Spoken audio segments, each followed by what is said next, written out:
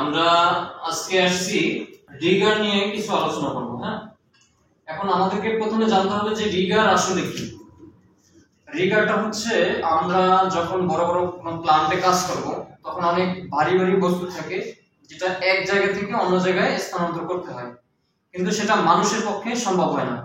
একজন, দুইজন, তিনজন, চারজন, পাঁচজনে সেটা ইজিলি মুভ করতে পারবে না, এক জায়গা থেকে আরেক জায়গায় নিতে পারবে না। সেক্ষেত্রে আমরা ক্রেনের মাধ্যমে এক জায়গা থেকে অন্য জায়গায় স্থানান্তর করব।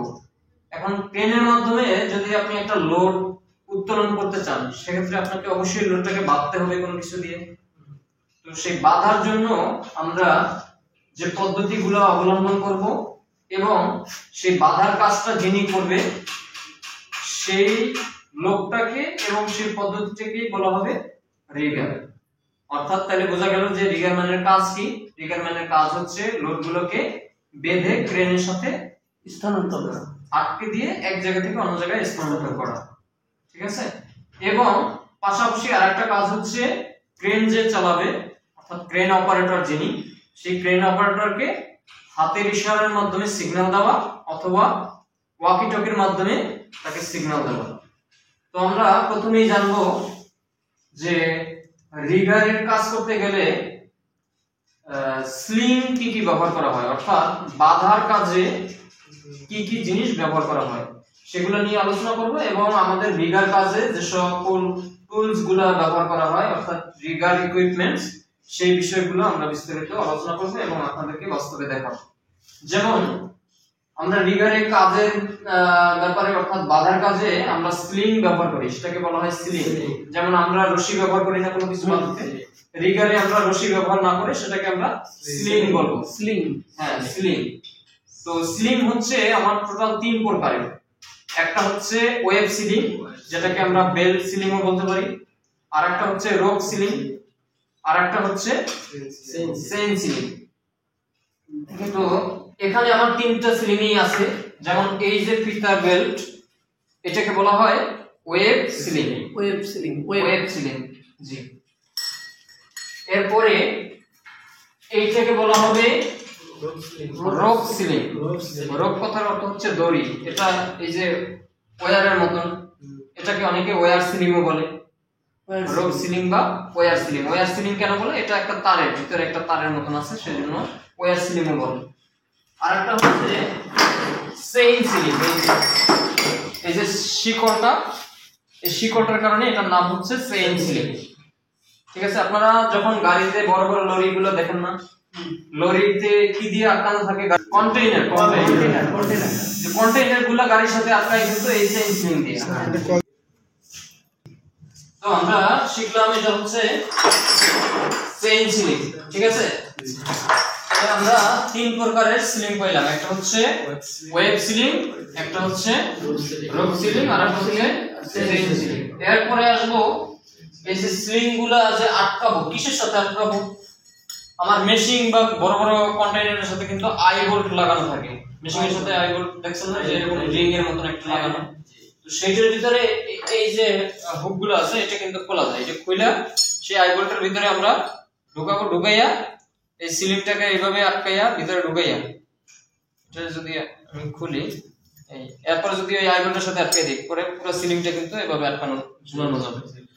তাহলে এই সিলিং গুলো আটকানোর জন্য আমরা এই শেকেল গুলো ব্যবহার করি। এটাকে বলা হয় শেকেল। শেকেল, হ্যাঁ, শেকেল হচ্ছে দুই প্রকারের। একটা হচ্ছে ডি শেকেল আর একটা হচ্ছে বো শেকেল। এই যেটা দেখতে পাচ্ছেন এটা হচ্ছে ডি শেকেল, আর একটা আছে বো শেকেল। এটাকে বলা হয় বো শেকেল, ঠিক আছে। শেকেল কত প্রকার পাইলাম? দুই প্রকারের। একটা হচ্ছে ডি শেকেল আর একটা হচ্ছে বো শেকেল। এরপরে শিখবো এই একটা যন্ত্র আছে, এটাকে বলা হয় পুলি এন্ড ব্লক। পুলি এন্ড ব্লক, হ্যাঁ, পুলি এন্ড ব্লক। এই যে পুলি ওটা ঘুরে জন্য, হ্যাঁ, এই যে ভিতরে একটা জিনিস আছে ঘুরতেছে, ঠিক আছে, পুলি এন্ড ব্লক। তাহলে এটা আমরা কোথায় ব্যবহার করতে দেখছি কখনো? এটা ব্যবহার করে দেখছি। এটা ইয়েতে ক্লেনে ব্যবহার করে, তারপরে জকে ব্যবহার করে, তাহলে এটার নাম কি? পুলি এন্ড ব্লক। এরপরে আরেকটা জিনিস শিখবো, সেটা হচ্ছে সুইভেল। বা সুইবেল হুক। এটা সুইবেল, এই যে ঘোরানো যায় এই জন্য এটার নাম হচ্ছে সুইবেল, এবং একটা হুক লাগানো আছে এটাকে বলা হয় হুক। এই যে পুরো এই যে আংটার মতন বর্ষির মতন এটাকে পুরোটাকে বলা হয় হুক, আর এটা ঘুরে এই জন্য হচ্ছে সুইবেল হুক বা সুইবেল। ঠিক আছে, এরপরে কোন রশি বা স্লিং টানা দেওয়ার কাজে আমরা এই জিনিসটাকে ব্যবহার করব, এটার নাম হচ্ছে টার্ন বাকেল।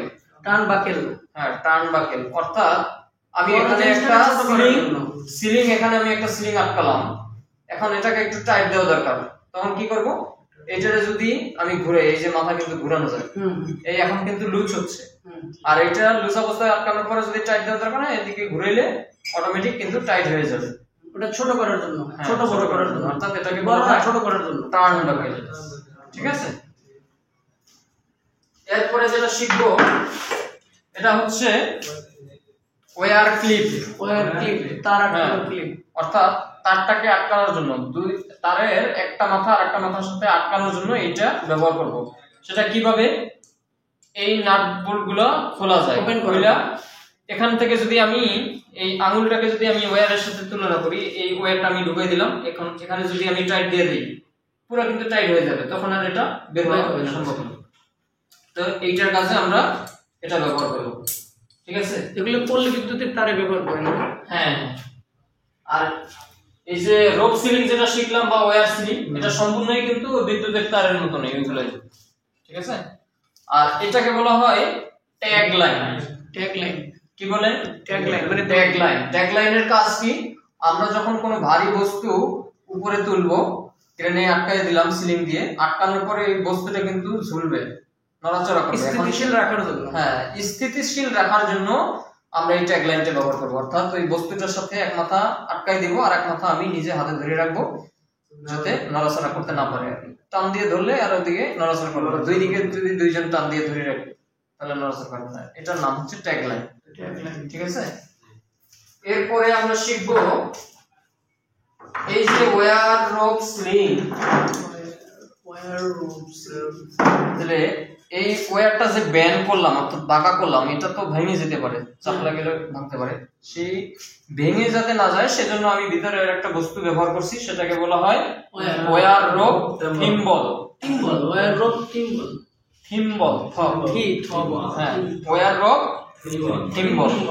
এবং এই ওয়্যারটাকে এইখানে আবার জয়েন করার জন্য এই যেটা ব্যবহার করছি এটাকে বলা হয় প্যারুল। প্যারুল, প্যারুল, এটাকে কি বলে? প্যারুল, প্যারুল। ঠিক আছে, এখন আমরা শিখবো যে স্লিং এর কথা বললাম না, এই যে স্লিং গুলা, বেল সিলিং বা ওয়েব সিলিং। এখন ওয়েব সিলিং এর লোড ক্যাপাসিটি আছে বিভিন্ন ধরনের, এক একটা বেল্ট বা এক একটা ওয়েব সিলিং এক এক ধরনের লোড বহন করে। আমরা সেটা কিভাবে বুঝবো যে আমার কোন সিলিংটা বা কোন বেল্টটা কতটুকু লোড বহন করে, সেটা জানার জন্য আমার তিনটা পদ্ধতি জানা আছে।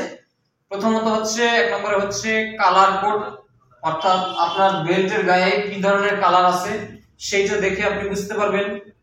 দ্বিতীয় পদ্ধতি হচ্ছে আপনার বেল্টের গায়ে এইরকম কালো সুতো দিয়ে সেলাই করা থাকবে, এই একটা সেলাই এই একটা সেলাই, এরকম সেলাই দেওয়া থাকবে। তো এই সেলাই দেখে আমি বুঝতে পারবো যে এটা কত টন লোড বহন করবে। আর একটা পদ্ধতি আছে, সেটা হচ্ছে এই যে ট্যাগ লাইন, এটাকে বলা হয় ট্যাগ, শুধু ট্যাগ বলে, অনলি ট্যাগ। এই ট্যাগ লাগানো থাকবে এবং ট্যাগের ভিতরে এখানে লেখা থাকবে, যেমন এটা লেখা আছে কত, 2 টন। ঠিক আছে, স্যার প্রত্যেকটা সুইং বেলের সাথেই থাকবে এটা, প্রত্যেকটা সিলিং এর সাথে এই তিনটা পদ্ধতির যে কোনো একটা পদ্ধতি থাকবে অবশ্যই, মানে যে কোনো একটা থাকবে। হ্যাঁ, এমনও হতে পারে যে তিনটা পদ্ধতি আছে, যেমন এইটাই আমি যদি বলি, এটা কালারও দেওয়া আছে, সেলাইও দেওয়া আছে, ট্যাগও দেওয়া আছে, তার মানে আমার তিনটা পদ্ধতি এখানে দেওয়া আছে। কালারটা এখন আমার জানতে হবে, আমি যে শীটটা দিব সেই শীটে আমার টোটাল কালার গুলো দেওয়া আছে, যে ওয়েব সিলিং এ কয়টা কালার থাকবে, সেই কালার গুলো অনুযায়ী কোন কালারে কত টন লোড বহন করবে সেটা আমার শীটে সুন্দর করে দেওয়া আছে, দেখে নেবেন। এবং এখান থেকে আমি জাস্ট এই উদাহরণটা দিয়ে দিই, যেমন এইটা কি কালার দেখা যায়, সবুজ কালার। তো আমার শীটেও পাবেন যে সবুজ কালারে লেখা আছে 2 টন লোড বহন করবে, বোঝা গেছে? এখন আমি যে বললাম না যে সেলাই পদ্ধতিতেও লোড ক্যাপাসিটি জানা যায়, তো আমি সবুজ কালারে বলছি 2 টন লোড বহন করবে। এখন এখানে যে কয়টা সেলাই থাকবে সেই কয় টন লোড বহন করবে। যেমন এখানে 2টা সেলাই দেওয়া আছে, এই একটা কালো সেলাই, এই একটা কালো সেলাই, 2টা সেলাই, তার মানে 2 টন লোড বহন করবে। এর অধিক হলে 3টে থাকলে 3টা লোড বহন করবে, মানে 3 টন, একটা দাগে একটা 1 টন 1 টন। হ্যাঁ, তাহলে 2টা দাগ দেওয়া আছে, 2 টন লোড বহন করবে। গেল 2টা পদ্ধতি, কালার কোডেও আমি পাইলাম, সেলাইও পাইলাম। এখন যদি আমি ট্যাগ সিস্টেমে যাই, ট্যাগ সিস্টেমে দেখেন এইটার কালার আর এইটার কালার কিন্তু সেম, কিন্তু এটা ব্যবহার করার কারণে কালারটা চেঞ্জ হয়ে গেছে। হ্যাঁ, কিন্তু এটা ট্যাগ লাইনে, সরি ট্যাগে লেখা আছে, কিন্তু এই যে দেখেন যে ট্যাগে কিন্তু ঠিকই 2 টন লেখা আছে। এখানে তো আর লেখা থাকবে না যে গ্রিন কি না, এটা লেখা থাকবে না, এই যে ডাইরেক্ট সরাসরি খালি ওয়েডিং লেখা আছে, টন লেখা আছে। বুঝা গেছে? এরপরে শিখবো একজন রিগারম্যানের রেসপন্সিবিলিটি কি, অর্থাৎ কাজ কি, আপনার দায়িত্ব কি। প্রথমত একজন রিগারম্যানের প্রথম দায়িত্ব হচ্ছে আপনার যে ফোরম্যান থাকবে বা সেফটি অফিসার থাকবে তার কাছ থেকে পারমিশন নেওয়া, ওয়ার্ক পারমিট যেটাকে বলে। অর্থাৎ আপনি যে কাজ শুরু করবেন সেই কাজে যে একটা আদেশনামা আছে, তার কাছ থেকে আপনি আদেশটা নিলেন যে আমি কাজটা শুরু করতে পারবো কি পারবো না। দ্বিতীয় কাজ হচ্ছে আপনি যেখানে কাজ করবেন সেই কাজের চারপাশে একটা সেফটি ভেরিফিকেশন দিতে হবে। অর্থাৎ আপনি এত লোড ওঠানামা করাবেন, সেখানে যদি একটা দুর্ঘটনা ঘটে সমস্যা, তাহলে আপনার কাজের এরিয়ার ভিতরে যেন কোনো জনসাধারণ প্রবেশ করতে না পারে সেজন্য আমি সতর্ক করে দিব, একটা সেফটি ভেরিফিকেশন দিয়ে দিব চারপাশে। এরপরে 3 নম্বরে কাজ হচ্ছে আমি যে লোডটা তুলবো সেই লোডটা আমার কতটুকু ওজনে সেটা আমাকে আগে অবশ্যই জানতে হবে। কারণ যেমন এই সিলিং এর লোড ক্যাপাসিটি আছে কত, 2 টন, কিন্তু আমি যে লোডটা তুলবো সেইটা যদি আমি 5 টনের একটা লোড আমি তুলতে চাই, এখন যদি সিলিং আমি এটা ব্যবহার করি তাহলে হবে না। তাহলে আমার অবশ্যই আগে লোডের 5 টনের লোড জানতে হবে যে আমার যে জিনিসটা তুলবো সেটা ওজন কতটুকু সেটা আমাকে জানতে হবে। এইটা জানার পরে দ্বিতীয় নম্বরে পরে কাজ হচ্ছে আপনার আপনি যে লিফটিং টুলস গুলো ব্যবহার করবেন, এই যে এগুলো সব হচ্ছে লিফটিং টুলস। লিফটিং টুলস গুলো সবকিছু ভালো আছে কিনা, কোনো কোথাও ত্রুটি আছে কিনা সেগুলো আগে যাচাই করতে হবে। কারণ আপনি এই সিলিংটা ব্যবহার করেন, সিলিংটা কোনো জায়গা দিয়ে সেলাই কাটা আছে, আপনি বাজার করে খুলে একটা দুর্ঘটনা ঘটবে, তাহলে এগুলোকে আগে আমাকে যাচাই করতে হবে। এরপরে আমি লোডও জানলাম, টুলস গুলো যাচাই করলাম, সবই ঠিক আছে। এখন আমাকে যাচাই করতে হবে যে আমি লোড অনুযায়ী আমার লিফটিং টুলস গুলো ব্যবহার করতেছি কিনা, সেটা আমাকে নিশ্চিত করতে হবে। অর্থাৎ 5 টনের লোড উঠানোর জন্য আমি যদি 2 টনের সিলিং ব্যবহার করি হবে হবে না। সেজন্য আমাকে এই ব্যাপারেও অভিজ্ঞতা থাকতে হবে যে আমার সিলিং গুলো কত টন লোড বহন করবে, আমার লোড যেটা আছে সেটার ওজন কতটুকু, তাহলে সেই অনুযায়ী আমি সেই সিলিং ব্যবহার করতে পারতেছি কিনা সেটা আমাকে জানতে হবে, তাহলে সেটা করতে হবে। ওয়েট বেশি কম হলে তো এটা ইউজ করা যাবে। ওয়েট কম হলে সেটা ইউজ করতে পারবো, সেটা প্রবলেম নেই, কিন্তু বেশি ওয়েট হলে তো সমস্যা। এরপরে আপনাকে জানতে হবে যে রিগারে কাজ করতে গেলে কি কি ধরনের সমস্যা হতে পারে, অর্থাৎ হ্যাজার্ড হতে পারে বা কোনো দুর্ঘটনা হতে পারে, সেইগুলো আপনার একটা ধারণা থাকতে হবে এবং সেইগুলো থেকে আপনি নিজেকে কিভাবে মুক্ত রাখবেন, সেফটি রাখবেন, সেটা সম্পর্কে আপনার কিছু প্রাথমিক ধারণা থাকতে হবে। বোঝা গেছে? যেমন রিগারে কাজ করতে গেলে আপনি যদি হ্যান্ডগুলো ছাড়া কাজ করেন হাত ছিলে যেতে পারে, তারপরে সিলিং গুলা ভালোভাবে যদি ব্যবহার না করে মোটামুটি বাইরে রাখেন, পড়ে যেয়ে আপনার শরীরে আঘাত লাগতে পারে। এরপরে ক্রেনে যখন উপরে উচ্চতায় কাজ করবেন, উপরে যদি বৈদ্যুতিক লাইন থাকে সেখানে আপনার একটা দুর্ঘটনা ঘটতে পারে, তাহলে সেইগুলা আগেই ভাগে আপনাকে একটা পূর্ব প্রস্তুতি নিয়ে রাখতে হবে যে এই ধরনের দুর্ঘটনা যাতে না ঘটে, এবং যদি ঘটেই যায় সেক্ষেত্রে আমার পরবর্তী করণীয় কি সেই ব্যাপারে আপনাকে পূর্ব প্রস্তুতি নিয়ে রাখতে হবে। ঠিক আছে? তাহলে আমরা আজকে শিখলাম লিফটিং টুল সম্পর্কে শিখলাম এবং রিগারের রেসপন্সিবিলিটি সম্পর্কে শিখলাম। ঠিক আছে? তাহলে আজকে এই পর্যন্ত এবং পরবর্তীতে আমরা নতুন কোনো লেসন নিয়ে আলোচনা করব।